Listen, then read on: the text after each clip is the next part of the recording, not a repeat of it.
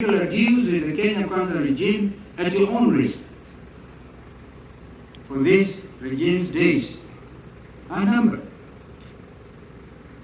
As indeed has been indicated, the wind of change across the African continent, and indeed the whole world, from Bangladesh to now Ghana to Botswana, even recently in Namibia, they ended up with the first lady president.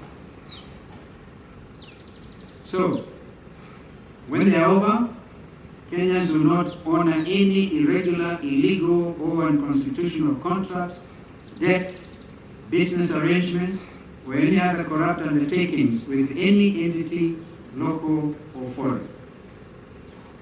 Equally, state officials and public officials who have connived with local and foreign criminal gangs to loot our resources, or have led to loss of our resources, also should stay warned. Forensic investigations in your unlawful activities, as well as other special investigations in state capture, shall be conducted against you and against your partners in crime. To end the culture of corruption and impunity, we are going to deal with you firmly and decisively when the day comes, and I must give you some comfort, all in accordance with the rule of law.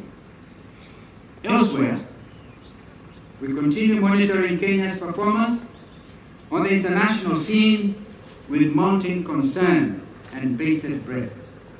The debacle in Haiti, especially an area of prime distress. Our police officers are in that country almost like hired mercenaries.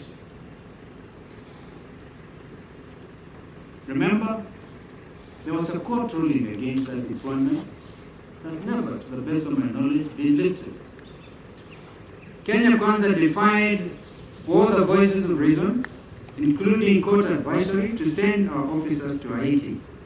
This kind of impunity is hugely reprehensible.